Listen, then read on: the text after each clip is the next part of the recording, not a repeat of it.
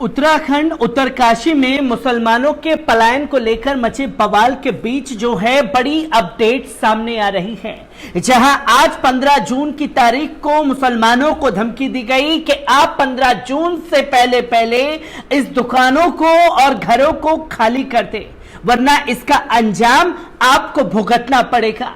क्योंकि ये भगवा गुंडे जो हैं वो अपने आप को कानून से ऊपर समझने लगे थे और इन्हें ये यकीन था कि इनके माई बाप की सरकार है तो इनके ऊपर कोई शिकंजा नहीं कसा जाएगा।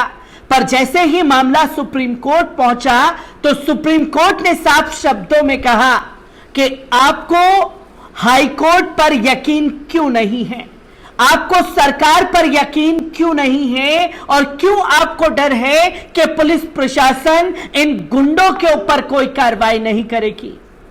और यह मामला पहले आप हाई कोर्ट में ले करके जाइए।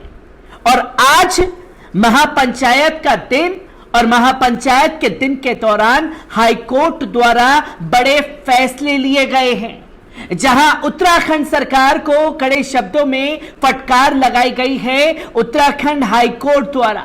तो वहीं दूसरी तरफ तस्वीर ये सामने आई कि 21 दिन में उत्तराखंड सरकार से इसका जवाब मांगा है और यह भी कहा है जिन लोगों ने सांप्रदायिक माहौल बना करके एक खास समुदाय के लोगों को डराने की कोशिश की है, उन लोगों के ऊपर भी मुकदमा दर्ज किया जाए।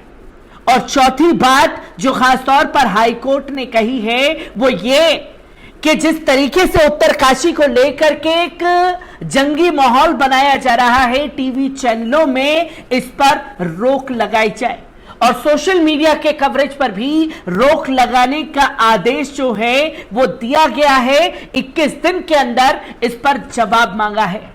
आपको बता दें कि किस तरीके से हाई कोर्ट में बड़े कदम उठाए गए हैं, एक बार इस रिपोर्ट पर नजर डालते हैं। दोस्तों, उत्तराखंड के उत्तरकाशी के पुरोला में लव जिहाद को लेकर तनाव का माहौल लगातार बना हुआ है।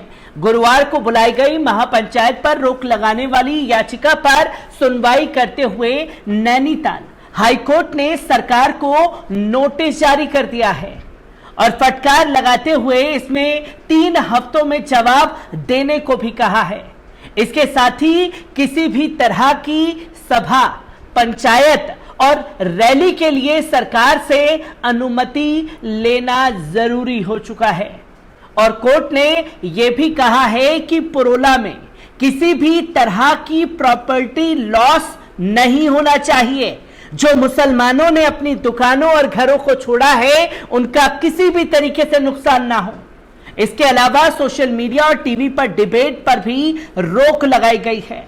हाईकोर्ट 3 हफ्तों के बाद इस मामले पर सुनवाई करेगा, पर हाईकोर्ट ने सुनवाई के दौरान यह साफ शब्दों में कहा कि कानून व्यवस्था कायम रखना सिर्फ और सिर्फ सरकार की जिम्मेदारी है।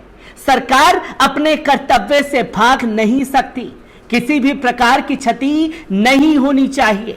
कोर्ट ने आपत्तिजनक नारों पर भी रोक लगाई है, जो जय श्री राम का नारा लगाते हुए किसी मुस्लिम की दुकान और घरों पर हमला कर रहे हैं। मुकदमा दर्ज करने का आदेश दिया है, पुलिस उसकी जांच करे और सरकार इस मामले में 3 सप्ताह के भीतर जवाब दाखिल करे। महापंचायत पर रोक लगाने की याचिका का association for protection of civil rights ने दाखिल की थी। इससे पहले यह तस्वीर मामला सुप्रीम कोर्ट में देखने को मिला था, लेकिन सुप्रीम कोर्ट ने हाई कोर्ट के ऊपर अपना भरोसा जताते हुए इस केस को हाई कोर्ट को ट्रांसफर करने की बात कही।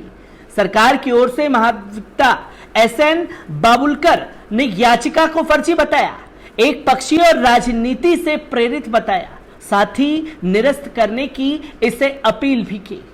उन्होंने कहा कि महापंचायत को आयोजकों ने खुद ही स्थगित कर दिया है।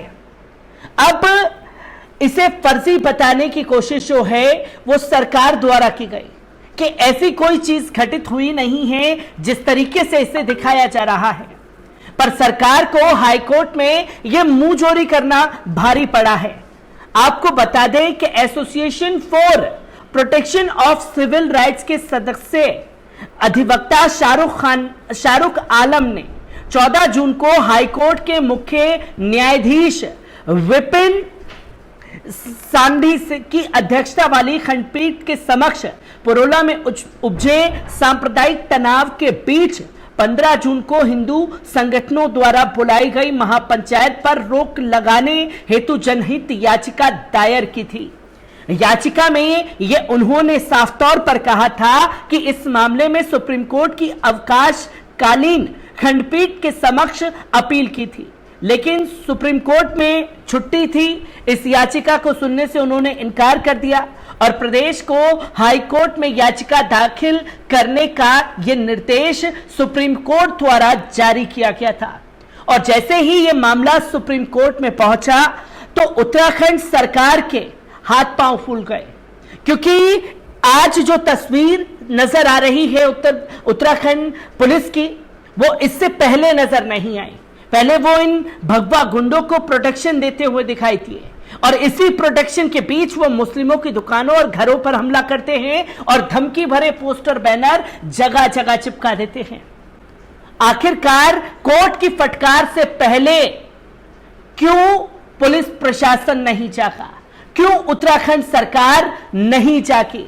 आपको बता दें कि उत्तराखंड हाईकोर्ट के मुख्य न्यायाधीश ने इस याचिका को सुनने की मंजूरी दे दी, क्योंकि यहां सरकार द्वारा यह कहा गया था कि जो चीजें यहां चल रही हैं वो फर्जी हैं और इसको पूरी तरीके से आपको निरस्त कर देना चाहिए, इसे खत्म करना चाहिए।